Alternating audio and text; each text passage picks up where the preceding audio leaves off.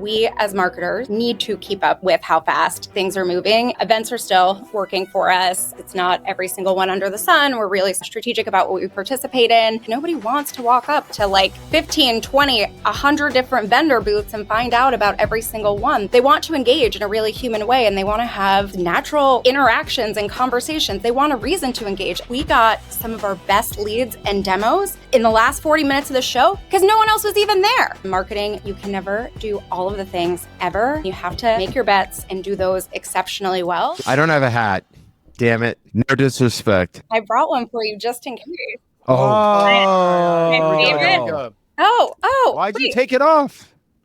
We are recording, huh? Do you mind? Like, what the hell was that? You put the hat on for less than a second and then you pulled it off? I don't even think it was on. It just hovered above. Yeah, it was like a faux hat wear. I was watching the transaction and you always have a hat. So I thought I would bring a hat.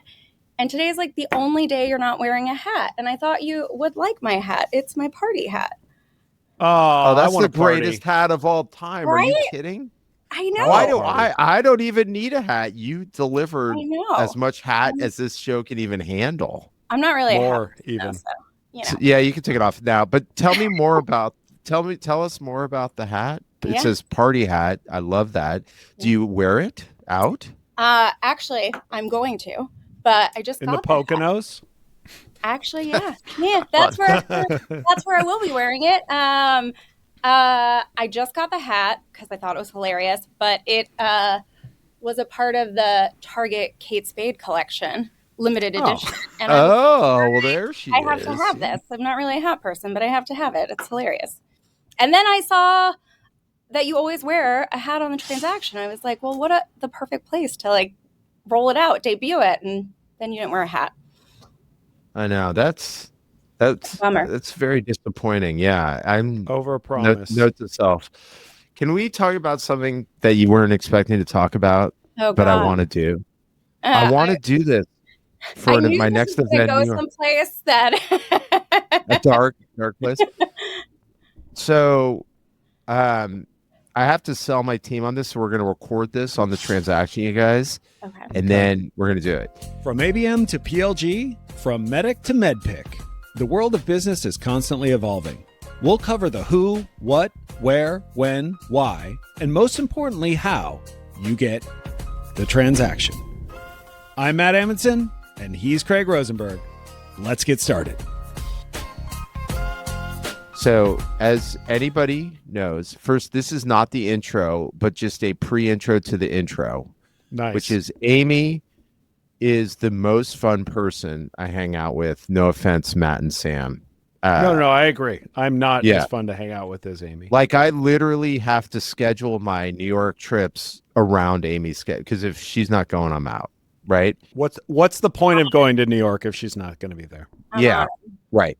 But one time you were telling me where you guys did a like bar hop through all the cheesy restaurants in Times Square. Can you go into that? Because I think that would be amazing for my next scale event for fun. I've got some good ones for your next scale event, but I don't know if anybody else wants to do this except for me. When you live in New York, one of the great things about New York is the food and the fact that there are not chain restaurants. But I grew up in the middle of nowhere, Florida, where every Florida man is from, and all we had is chain restaurants. And I worked at Ruby Tuesdays and Bennigan's all through college. No way. I'm a very big fan of the chain restaurant. Love some unlimited breadsticks at Olive Garden. And sometimes you just miss your roots, right? Yeah, I actually have a lot of friends like this that moved to New York a long time ago, but sometimes miss a good chain restaurant. So one day we did a chain restaurant pub crawl, and all of the chain restaurants, shockingly, are in Times Square because tourists want to come to New York for some reason and go to the same restaurants they could go to back home. And so we had a great day / night, long night. Slash next morning at lots of chain restaurants. I think we got Red Lobster, Ruby Tuesday, Olive Garden, Applebee's. I think we ended the night at Dave and Buster's. It was wonderful. Oh. Okay, hold on. You don't want to do that for a event. Why not? I think that'd be amazing. Okay, wait, hold on. So what do people get at Red Lobster? I don't say seafood, Sam. I know what you get. I know. This is a order. The Cheddar Bay biscuits, and they have mini bottles of champagne. So you just put a straw. What is a Cheddar Bay biscuit? What? Oh my God. I'm going to pick you up after this and take you to Red Lobster. There's no Red Lobsters here, is there? Oh. I don't know. There's got to be one somewhere in the Bay. Yeah. What a privileged, childhood, adulthood that you've never partaken in Red Lobster and had better food. I need to. I've never been to a Red Lobster. Well, you're not missing out, but you are kind of missing out. The Cheesy Bay biscuits are pretty incredible. They sell the mix and stuff at Costco. I buy it. If you ever come and stay with me in the Poconos, that's what I will serve you. Yeah, it's pretty great. Yeah. Do you know how Red Lobster went bankrupt? Now I think they're out of bankruptcy, but because they had a unlimited shrimp special and people ate way too much of it, bankrupted. No way. Now I think they're out of bankruptcy. I think. Yeah. Oh man, that is amazing. See, but Matt, hold on before we move on. Matt, don't you think I should do a chain restaurant pub crawl in Times Square and I gotta include Bubba Gump Shrimp Factory. You gotta have a Bubba Gump. I don't know what a Ruby Tuesday is, unfortunately. What? That's where I worked for the longest time, a really long time, in high school and in college. A Ruby Tuesday, I don't know, it's kind of Chili's. Yeah, it's similar to the others, but they have a salad bar that you can get, with your meal, and most of the others don't have a salad bar. There's no Ruby Tuesdays in Times Square anymore. I have a better event for the next time you come to New York. One of my favorite things to do in New York that no one ever does, because they're, afraid to go past, Midtown, is the Apollo Theater. On Wednesday nights has amateur night, and it is the best thing you've ever seen. That's what we should do. I'm in. Done. Yeah. Done. And there's a great Marcus Samuelson restaurant nearby. You can do that before. Amateur night at the Apollo. Actually, I think that they have something that we should adopt at B2B marketing conferences, which is you get a boo and yay sign when you walk in, and you can boo people off the stage if they're not good performers. I think we should have that at conferences.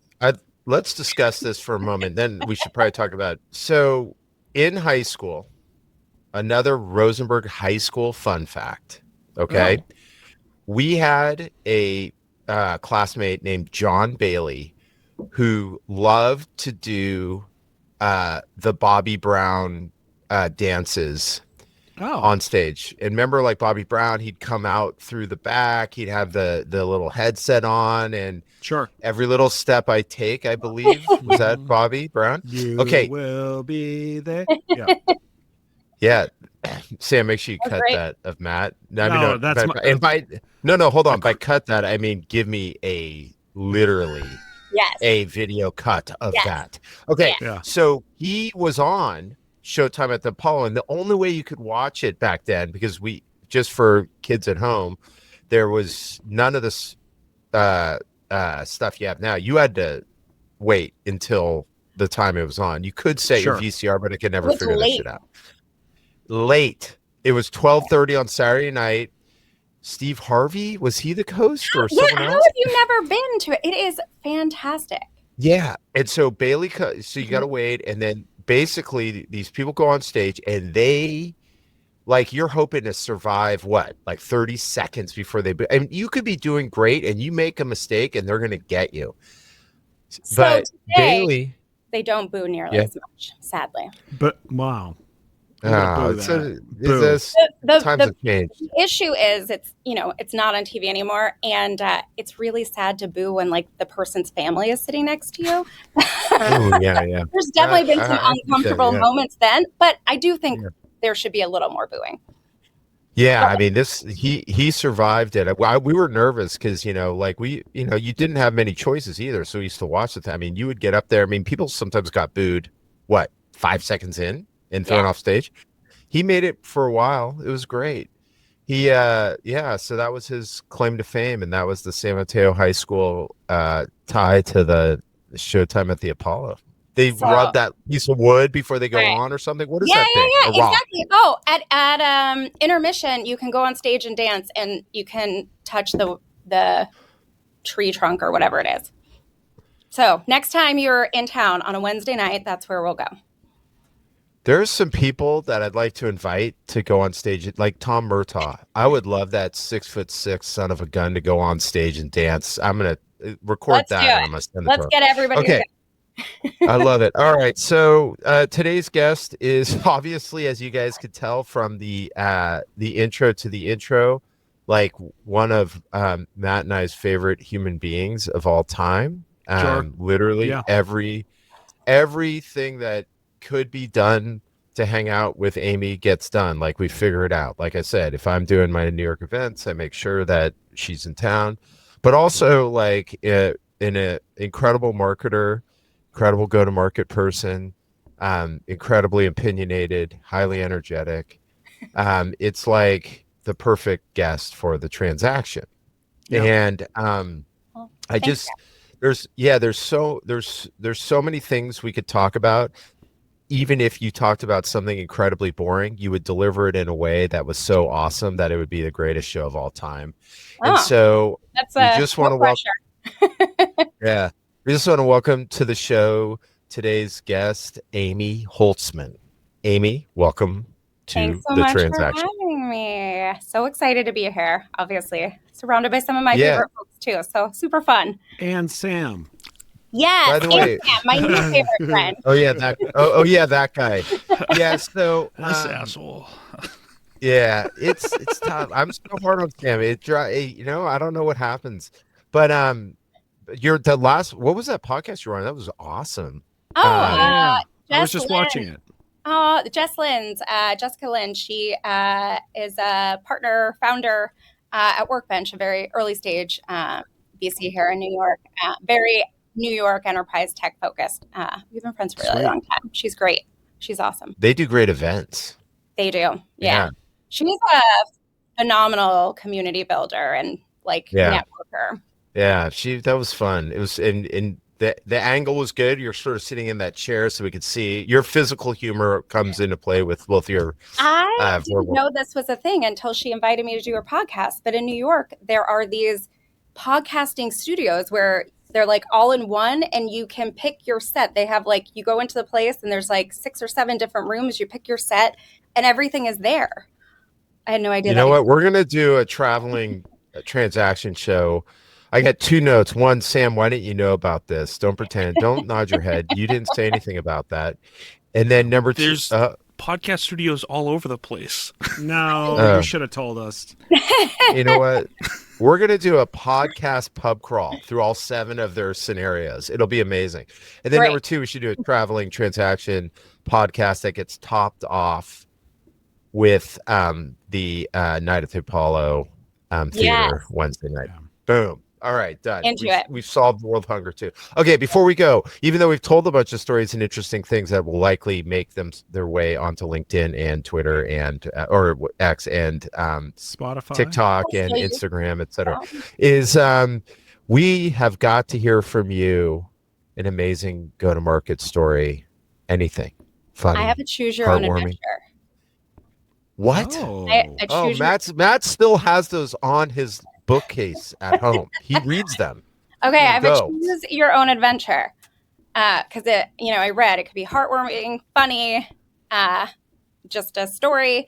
I have a heartwarming one, a funny one, or the worst sales process I've ever been through. Matt, your vote. Sam, everyone write down their vote. You have to write it down though so I can trust you.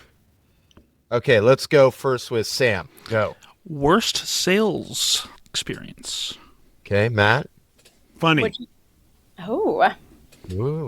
I wrote, well, you can't see it. Worst sales process. All right, you guys win. No, but let's see how long the worst sales process one is. And then let's have some fun here. Okay, go. Worst sales process. Okay. This is great. So this is a great lesson in what not to do. It's not a B2B sales process, but it is a large consumer sales process, which often mimics B2B. End of last year, early this year, Hertz Rental Car was selling their fleet that they no longer wanted to rent out. And they were selling like almost brand new cars for pretty cheap that like, I don't know, I guess just weren't popular. A lot were EVs that like they didn't want to keep up with anymore, whatever. I knew that we wanted a new car at some point this year, and the deals were kind of insane. So I was like, you know what? Why not try to buy a car through Hertz? And the promise was really interesting, right? Like I think for less than $200, you got to pick up your car at a Hertz rental car location. You got to keep it for 72 hours for a test drive.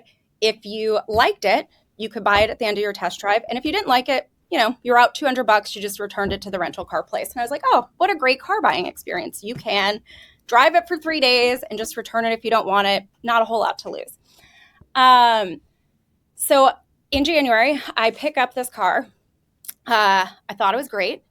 And I'd say even before I picked it up, like some stuff was a little strange, right? Like I start getting someone obviously set up their CRM nurture for the car buying process, but like none of it was set up correctly. It was like I would get hey, thanks so much for reserving your rent to buy. And the from name and the from name would not match like who it was signed from. There would be like images missing, whatever. And I'm like, all right, so like their CRM's a mess, but whatever, fine. And it would have like wrong information, whatever. I also showed up the day to pick up my car and there was like no record of it. Apparently they said the rental car system didn't talk to the sales system. So they needed to like find the car. And I was like, all right, how long is this going to be? They're like, could you come back in 2 hours? And I was like, thank goodness I like didn't have anything else I needed to do that day. But I was like, sure.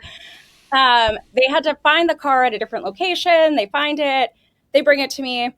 And I think I said to them at the time I was checking it out, I said, okay, so the deal is like, if I like this, I just like call the number and I say, I'd like to buy this. And they're like, yeah, whatever you do, if you like the car, don't return the car because then it just goes back into rental inventory. And then we might not be able to get it for you again. But like, just call them, tell them that you want the car. It doesn't go back into rental inventory. And I was like, okay, great. Probably 2 days go by. I really like the car. It's a great deal. It's way under asking like the market value. And I start trying to contact them. Can't contact them. I try to email them. Everything bounces. I try like both the guy's from name that it's sent from, the person in the signature. None of that works. None of the phone numbers really work. I just like emailed every like rent to buy number, whatever. I don't think anybody got back to me for many days, but I was also like, damn, I can't drop this car off because I also want to buy it and I don't want it to go back into rental inventory, right? All of my friends were convinced I was going to get arrested for grand theft. Yeah, that would be cool. Because I have this card that I ended up having checked out for an insanely long amount of time that they like completely lost track of. And I couldn't get in touch with folks. So what ended up happening is I like was super panicked, but like probably at least 10 days, probably 2 or 3 days after the rental was due go by. And then I just like start calling places. And it was rented from the New York, Midtown location, but I was going to have to go to the Smithtown, Long Island sales office to eventually like complete the transaction. So I start calling them. They never answer their phone. Then I figure out that like I do get them to answer the phone occasionally. It's always after 2 or 3 p.m., which I think it's because they were hiring high school students to like answer the phones after school. And I finally get in touch with somebody and I was like, hey, I really want to buy this car. I don't think that I should have it this long, whatever. And the kid tells me, I was like, I can't get anybody to call me back. Does this sales rep that like the emails are coming from even work there anymore? And he's like, oh yeah, he does work here. He is the only person in all of New York State that can sell you a rent to buy car. And Hertz put all these cars online super cheap at the beginning of the year. And now we have 300 other people in New York that want to buy cars that are in the exact same situation as you. And there's one person that can sell it to them. No way. And they were like, so you just have to stay on this list until that guy has a chance to get back to you. And I was like, okay, but I don't have a rental agreement. This car's like basically stolen. And I feel really uncomfortable. And are you sure that person actually works there? And long story short, I checked it out the very beginning of January. I couldn't purchase it until the middle of March. And in the meantime, they had completely lost track of my car, and I'm sure at least 250 of the other cars that they also checked out in this situation. And at one point, I got the funniest voicemail ever, which was like maybe a week or two before March. Someone called and was like, hey, we're calling. We wanted to know, did you ever pick up the rent-to-buy car in January? And if you did, do you like it? Way. Do you want to buy it? Do you like, I can send it to you. It's pretty incredible. It's like, hello, Amy. This is from Hertz Rent-to-Buy. I wanted to know if you picked up the car from Manhattan. It was supposed to be picked up a while ago. I just wanted to know if you picked it up, what's going on with the buying process. Did you buy it? Do you want to buy it? Did you return it? Please give me a call when you can. Hey, did you pick that up? If so, do you like it? Do you want to buy it? If not, did you return it anywhere? And I was like, they completely lost track of these cars.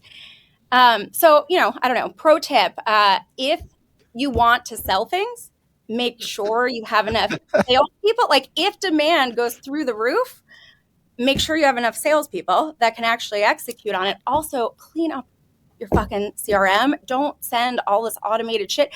I was like, I've responded to all your emails. I've tried to contact you. And they were like, we don't know where that goes. They clearly set up years ago and nobody's looked at it. To be fair, I got a great deal on the car. And at the end of the day, I don't know that many people would have tolerated it. And 50-50, I was getting arrested.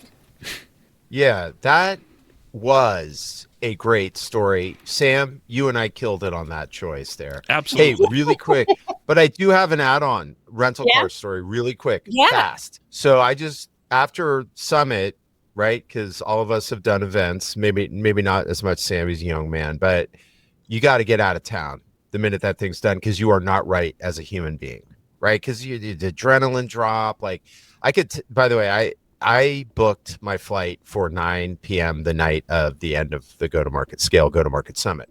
So we go down to Palm Springs. I rent a truck because the boys, we were going to ATVing and all this shit. So they get in the truck. It's like 11:30 at night. That's not a big factor here, but like, I had to go back in and grab something and come back out. And they're like, Dad, the car smells. And I'm like, it'll be fine. And Pono, my older ones, goes, Dad, it's weed. Now, here's the thing. We got in on Tuesday. Coachella ended the day before. Makes sense. So I'm like, oh, don't worry about it, guys. Like, it'll air out, And Wendy gets in, my wife, she's like, ooh. And like, so we're like, okay. So we start driving. The windows are down. It's fine with the windows down. The next day we get in the car. It still smells. And we're driving out to the Mojave or whatever to go ATVing. And I'm driving along and my little guy, 10 years old, goes, hey, Dad, what's this? He lifts. There was a Ziploc, like old school style of just pot in a bag. He pulls the thing up and shows me in the rear. I mean, like, whoa. Okay, that somebody didn't want to fly with that. Yeah, my God, man. It was in the pouch. I mean, it was amazing. So I gave it to the where valet. was it? Where did they grab it from? Nobody even looked at the car and cleaned it up. No, they didn't. It was in the pouches out in the back of the seats. And so, anyway, I tipped the valet with that. And he's like, I said, hey, man, you better go throw this away. He's like, yeah, throw it away. Definitely. Right? Yeah. So anyway, there you go. Oh, great. That was a great story. Not mine, yours. Yours too. Let's do some go-to-market stuff with the time that we have left. So you are ready for this because you're Amy Holtzman. We have changed some of the ways that we're running the show. The way we'd like to try this with you is like, could you teach the audience and us, like 1 to 3 things, so just the things that you're doing today that are working, and tell us about it, like, and how you're doing it, and like what you were doing before, how you're doing it now, and what the results look like. Okay, so today that's working. So a few things, right? I think stuff is moving really fast, right? And I do think we as marketers and just leaders at companies need to keep up with how fast things are moving. It is moving incredibly fast. It is a lot to keep up with. There are a lot of implications for our businesses and on marketing. Stuff is changing completely, I think, in the next, I was going to say 3 to 5 years, but probably faster than that, right? That said, I would say one thing that was surprising to me about Q1 of this year, when everything kind of seemed to completely change, is as much as things are changing, and I strongly believe that marketers are not keeping up with it as well as they should, but as much as those things are changing, like, you can't abandon all of the old immediately either. And so one thing incredibly surprising to me about Q1 of this year is we had, even with all of the changes in AI-driven search and everybody moving to LLMs for how they find information, we had the best quarter ever of enterprise deals sourced and closed in quarter from traditional paid search. And it is for a few different reasons, I think. One, we do focus a lot on long tail. So like pretty specific to our business. We're not going to win with the overarching search terms by any means, nor do we want to, right? We want to be really specific about the demand we're creating through that. So I think that was a key reason. I think the other thing is, like, people want to move on to shiny new objects, or search has changed forever. I better not invest there. And I think there is a bit less competition in some of those areas because people are losing a focus, right? I don't think search is going to exist in the same way that it has, since Google launched. But I do think you can't be so fast to move away from some of those things either, right? Like, it's insane when we look at our Q1 performance, how many deals, enterprise deals, were sourced and closed in quarter. Okay. That is interesting and surprising. I know. I was shocked. The enterprise deal. Yeah. It's kind of funny how you got to keep up, but then could plays that worked in the past that get not abandoned, but are, well, frankly, for many people aren't working. So they're going to move away from. Could that be your niche? In many ways, you have to watch, you have to watch your flanks. You have to watch in front. You have to think 2 weeks ahead. The other thing that I feel like is part of this is, like, everyone, marketers, salespeople, we would bury in, right, on, even if let's say you guys changed everything and you created a new playbook, that could get disrupted a week later. And so you just gotta, as marketers, you guys got to stay on your game, right? Yeah. I think everything is changing a lot, but you do have to stay on top of it, right? Like, it doesn't necessarily mean those new things are right for your business. It doesn't necessarily mean, like, the old thing is all the way done yet and doesn't work at all. Also, as people are abandoning it, like, does it work better for you because there's less competition there? It was shocking to me. Yeah, that is really cool. Matt, does that shock you? Honestly, no. Just because we saw the same thing in Q1 of this year as well, as the biggest deals that we brought in through marketing did come from traditional search. Wow. So look, like, we're experimenting with new stuff, and there's great new things that are happening. I did a whole session on some of the new stuff that we're doing at Duplo Cloud at GTM Summit. But some of the old stuff works really well. And the one thing that, like, I don't want to be the, like, jaded Silicon Valley person, but I do think that there is some element of some folks don't want to do the work. And so they're like, I'm going to go chase the new shiny because this is really hard work. And maybe they've done it 4 or 5 times in the past at their other businesses. And they're just like, oh man, I really know what I'm in for if I want to build a great SEO strategy, or I want to create a great repeatable motion through search ads or through LinkedIn ads. And so they're kind of like, well, there's this cool new technology that does all this stuff for you. And so they want to go experiment with that. And I'm not trying to tell anybody not to experiment with that. Yeah. But I do think that like we're sort of in this zone where you have to do the fundamentals really well. And then you have to find which experiments are the things that take that to the next level, as opposed to saying, hey, let's throw out the old playbook entirely and just focus on the new stuff. Because I think that's where you get stuck, right? And look, I understand for operators, there's a lot of pressure from your CEOs. There's a lot of pressure from your board to work with AI, and you should.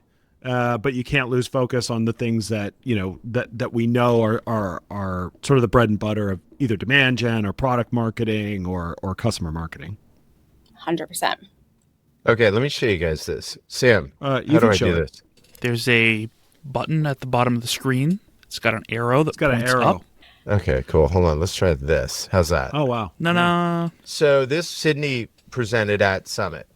And I thought this was really interesting as you guys were talking about this. So this is for, I guess, Sam, if you would like to tell the audience what's being presented. Sure. It's a chart from G2. It says sources that influence vendor shortlisting in 2025. Yeah, so this isn't exactly what you guys were talking about, but this is interesting stuff. So she Maria had her panel, I think, and then asked them all to bring stuff in, and then Sydney's like, oh, I have this great chart. We're like, oh my god, let's put that up there. So you could see that one of the interesting things is this is sources that influence vendor shortlisting. Number one at 17% is Gen AI chatbots, which was probably 0 4 months ago. Sure. 6 months ago. Okay. Six, I'd say. Yeah. 6. Okay, that's rapid change. Software review website. So, obviously that's her game, but that's interesting. They're 15%. So number 2. And then the vendor website is 3rd at 13. Market research firms like where I used to work, 11%. Interesting. Peers and colleagues down here at 9, although you could probably group that with, well, I don't know about that with software vendor websites. That's low compared to what everyone tells you. And then also independent forums. Everyone always says that. That's the lowest, right? Except for none of the above. All right. I just had to show you guys, as you guys were talking about this, your reaction to this. Well, I want to, Gen AI chatbots, is that like AI search? It's like using ChatGPT or Perplexity, or is that on someone's site? Yeah. Yeah. That would be the latter. Yeah. So that would be like going to OpenAI, ChatGPT, and using that as your search, as you're, figuring out the vendors. Yeah. Oh, I guess it's shortlisting too. It's not necessarily buying. Yeah. I think it seems high to be in the number 1 position right now, but I will say that we increasingly have prospects that tell us when we get on the first call, we ask, hey, how did you hear about us? And we increasingly have folks say, oh, I went to ChatGPT or whatever and typed in my problem and it was you and 3 others. So I just contacted all of you. Mm-hmm. Yeah, that's that. When Scott Albro did some research on what do you use the market research firms and the vendor review? It's all vendor lists. Everyone is like, they just need a vendor list, and that's that's their candy. Yeah. Anyway, I was actually separately. I was having this conversation with Sydney as a follow up to the GTM summit, and one of the things that I was mentioning to her is so much of what powers. Like if you go into a GPT and you go, "Hey, I'm thinking about buying either Salesforce or HubSpot. Can you give me the pros and cons of each? Here's a little bit about my business." A lot of the information that gets powered comes directly from G2. So it's like they live in a sort of an interesting space where the peer review websites, G2 being the largest, ends up powering a lot of that data. So it's interesting that they're the first 2 because it's like people who are like, well, I'm going to use a GPT to summarize this for me. And then the other people who are like, I'll go directly to the source and do my own research. But I think in both cases, you're getting very, very similar data. Awesome. All right. So I felt like that was a good follow-up to Amy's thing. Amy, I'm just going to tell you this. That was perfect. Perfect number one. Thank you. Yeah. Because what we want is we want to change the format and then have someone set the standard. So that was perfect. It was Great. specific, gave examples, etc. Do you have any others that are working for you? What else? What else? Give us more, damn it. I mean, I guess, so a few things, right? I talk a lot about this in general because I'm passionate about events, but events are still working for us. Conferences are still working for us. It's not every single one under the sun. We're really strategic about what we participate in, and what we participate in, we try to do incredibly well and get everything out of it that we possibly can.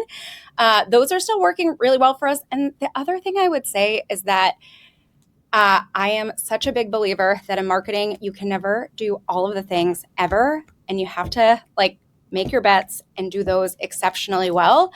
And I think like really strong quality work and great execution never goes out of style, no matter like what the trend is and what's working. So those are kind of the two other things. That's perfect. Okay, let's do events though, because I think execution on events, I think everyone hears events are working, but then they get a booth and they come back and they go, we didn't get ROI. So tell us like how to execute on events or what kind of events or any best practices we can pick up there. I can tell you that I've seen those people at events that tell me that they get no ROI from XYZ booth, and they've put in they've thought about what they want their backdrop to say generally, and maybe a little bit about swag and pretty much nothing else. Yeah.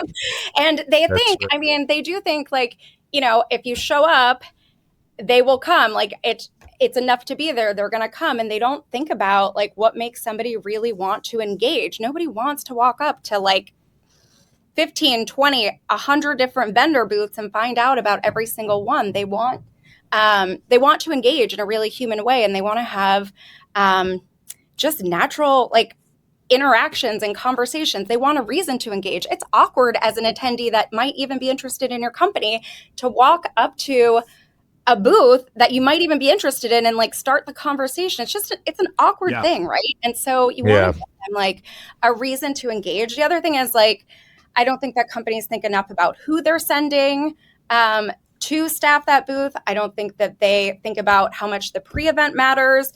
They think a little bit about the post-event. I don't think they think about enough like, how do you really capture information on site to make it really easy and meaningful when your folks do follow up post-event? I see so many companies that like don't customize the questions and the scanner apps and stuff, and that's your ticket to really personalize follow-up post-event. But I think unfortunately, there's a lot that folks get wrong. They make these big investments and in the sponsorship fee, and they think that's enough. And to be fair, it's not. Like that's just getting in there, and you need to budget a lot more, and you need to spend a lot more time thinking about the entire strategy from pre-event to post and exactly how you're going to engage folks on site. My other pro tip, I see this so many times. We just did 2 big conferences in the last 2 months. Also, if you buy a sponsorship, stay until the end. At Adobe Summit, the last 40 minutes, every other vendor had packed up. We got some of our best leads and demos in the last 40 minutes of the show because no one else was even there. And same exact thing. Our team was at an event last week in DC. They sent me a picture. I think the conference ended maybe at 3 p.m. They sent me a picture at 1:30. I always tell them, like, you have to stay until the end. No one books flights until like at least 2 hours post-event, whatever. And I'm like, we win by staying till the end. Just sometimes like being there till the end matters. But they sent me pictures like 1:30 in the afternoon. Everyone around them was packed up, boxes everywhere. Some attendees don't make it to the expo hall until the last 10, 30 minutes. They're like, oh, shoot, that's closing now. I want to go and run through. And I think one really big thing is if you spend all that money to be there for the entire thing. Yeah. Yeah. I see this all the time. There's a couple things like now that I'm back to being an operator, there's a couple things where I see people make some pretty big mistakes when it comes to events. And you've illuminated quite a few of them to me or to the audience. The one thing that I'll say, like what works really, really well, and what I've seen so far this year is like niche events. Especially if you're a smaller company who, you don't have the budget to be at Dreamforce. Maybe you're not ready to be, if you're in the MarTech space, you're not ready to be at Adobe Summit. You can't really make a big splash. These niche events tend to do really well, typically speaking, because you get a much more senior audience. The larger the event that you're going to go to, the more practitioners are going to be there. These are not necessarily the types of people that can write checks. You could influence them. You can do a great job. I'm not saying that they're not worth going to, but I think if you're like a Series A company or even a seed company and you're just kind of like, hey, I want to like be in a place where I can have conversations, it's really hard to make a big splash when you don't have a big budget. So niche events like tend to work really well. Like we were at an event in Nashville called Vive, which was like a technology focused healthcare event. And I think maybe there's, a couple thousand people at the show, not a lot. But the folks that were there were like the CTOs and the CEOs of these startups, right? They were the right people for us. We booked a good amount of meetings, not a ton. We're still sort of getting our sea legs under us, but we turned so many of those meetings into opportunities and to close won deals. Then the second thing that I will say, and this is an event tip that I got from, we mentioned her name, I think 2 or 3 times now on this pod, but Maria Pergolino, who basically says, look, at an event, it's your job to be one of the 2 to 3 things that people remember about the show. 100%. You're not going to compete with Metallica or Beyonce or whoever's performing. You're probably not going to compete with like the keynote, but you got to be that third thing. So you got to do something that really stands out. And I think most people don't really think about that, right? It's, to your point, it's like, what does the messaging on the booth say? And like, what are the swag items that we're giving out? So can you throw a big event? Can you have something spectacular at your booth? Something maybe that's not even spectacular, but it's so differentiated, nobody can take their eyes off of it. Years ago, I remember I was at, prior to their acquisition by Forrester, but like Serious Decisions, and it was Drift. Drift had a booth that was entirely pink, and I mean entirely pink, it was like tone on tone. Text was like a slightly darker shade of pink. Like the carpet was pink. All the swag giveaways were pink. People were in head to toe pink. And like we all know, you go to a trade show and it's usually wall to wall blue and some green, some teal, stuff like that. And it's just this thing where you're scanning this giant exhibition hall. And it doesn't matter that it wasn't the biggest booth. It's the one thing that's just like, whoa, you can't take your eyes off of it. So it's not just about like, hey, I'm going to rent out the biggest nightclub and have the biggest party in the world. Is these tactical things that you can do that are less expensive, but like really draw people in. How do you do that thing?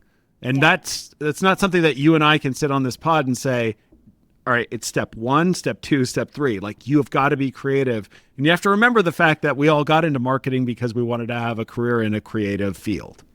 I agree 100%. One of the things that we do is we always try to have a booth driver beyond just basic swag. And lately, what we've been doing is we rent like a carnival or amusement game. And then most of the time you can rent those locally in almost any region. And most of the time you can do like custom wrapped graphics around them. And then we do try to tie it back to our brand. And so like Adobe Summit last year, we rented 2 whack-a-mole machines and we branded them Whack-a-Bot. And people came up and played Whack-a-Bot. This year we rented Space Invaders and we called it Bot Invaders and with AI in the middle because it's like, remove like shooting bots. We were just at a conference last week where we rented a giant operation table. It was a privacy and compliance conference, and you took out like different ailments from the operation body, like privacy concerns and things. And those, listen, they cost money, but I can tell you they're the reason we get the number of leads that we get and that people want to engage with us. It's such an icebreaker. People walk up and they want to play and have fun, and you're able to just start a conversation so much more naturally than, just standing there waiting for them to come over to you. Yep. All right. What time? I don't have my glasses on. Oh, my glasses are right here. Hold on. Let me see. Yeah. Okay. So I got a couple of things. First of all, those were great ideas. And I can't believe you didn't mention the Tonga room, which was old school. That is a place that nobody would think to go to unless you're invited. And that place Yeah. was oversubscribed. It was. I Yeah. came late and it was still packed. That was incredible. Yeah, I mean, to be I don't fair, know. like also, I mean, listen, it's nice to get people into private clubs and things that are hard to get access to, but sometimes we forget that like just like a place that is nostalgic and you haven't been to in years, or that has really expensive drinks that you don't really want to pay for yourself, is enough to draw folks in, right? Like the Tonga room, Totally. like everybody's had a great night there. It's not necessarily a place you think to go when you're there, but like, sure, if somebody invites you, you'll go. It's great. It rains indoors. There's a lagoon. It's wonderful. Yeah. There's a union band in the middle. You can only use that band, as I learned last year. We tried to bring in a different band. No. Yeah. Okay. But that's a lead into my second question, which I would challenge. You guys spent time talking about the booth, but it feels like most good stories don't come from what they did in the booth. I don't know. I mean, listen, we've had incredible success in the last year and a half or so with like booth activations, and then we do ancillary events around them. But similarly, I've had a lot of times in my career where we don't take out the booth and you do some ancillary parties, and that's the experience. I do think, I don't know, you have to try to understand your audience, right? And think about how they want to engage at events. Also, you know, if your audience at the conference is mostly customers already, they don't necessarily need to see you demoing on the show floor. If you're trying to build a market, maybe that's better for you. Maybe you don't have money for the booth. I do think if it's a huge mega event and it's just really hard to stand out and you can only afford the tiny booth in the back, sometimes it's better to do other events around it. But I think it just depends what your goal is, right? Yeah. Yeah. By the way, I believe Sam is using a dot matrix printer. What was that noise? Yeah, that was, what's the matter? Look at him. He's looking around. He doesn't even know. What was that noise? Ringing. My phone. Oh, that was you. Yeah, son of a bitch. Thought it was a dog. All right, so okay, that makes total sense. You know, the other thing was like, so RSAs this week, right? And believe it or not, I think at least in my LinkedIn feed, people brought back the puppies. Remember, every time people were doing puppy adoptions, but it hadn't been for a long time. I can't believe people brought back it's been at every MarTech. Is it? They're still doing it at every, like the last 3 or 4 MarTech. I love it, but like, I think it's Adobe had it on a day.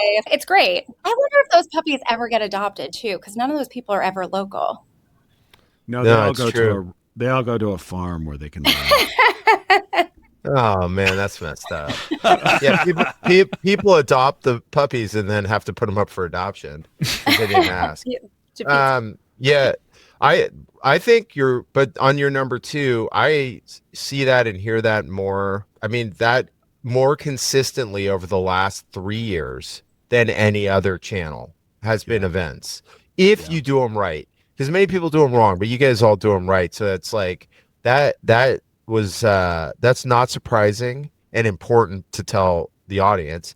The other thing though, on events, we have a couple portfolio companies that have like a underserved persona, right? So chief accounting officer, right? One of them, Clarity. I mean, these guys, they're young. They get 200 chief accounting officers from legit companies to go to their private events because that's an underserved. Yeah. Like you guys often sell to overserved folks. You got to get really creative and crafty. Now, that's not to say they're not creative and crafty, but like if you do have a lock on a persona and you're not going to be wide ranging, you're going to be able to, that's like real community building events. I don't know what you guys think about that, but that's also been like hugely successful. I think 100%.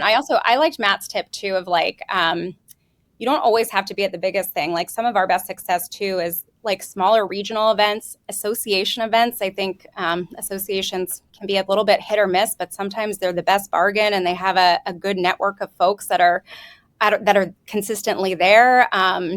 But we have great success too, like in smaller regions.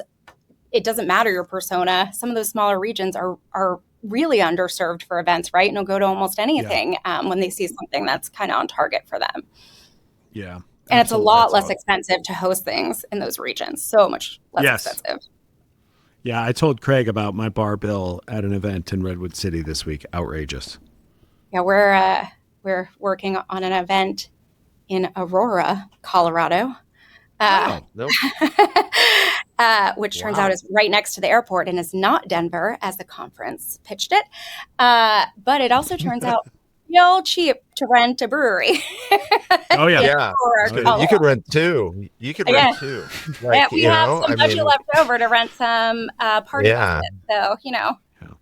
So it's also a good place to do your chain restaurant pub crawl as well. Just throwing that out there as a potential. That is actually true, because I was looking for a place to bring people to dinner, and it was kind of Ruby Tuesdays or Ted's Montana. So I picked Ted's Montana. I like it. Amazing. I like any restaurant called Ted's. Yeah, that's so killer. Ted Turner's, like, all the bison meat comes from his farms and preserves. What? I laughed because I was worried everyone knew about that. I did not. Now there's one that I could get behind. CBS Sunday Morning is my favorite show on television, and they had a special on it. Also, if they have a special on anything, I'll learn about it. But they had a special on it, and ever since then, I've been like, oh, that's pretty cool. So that's why I chose Ted's Montana in Aurora, Colorado.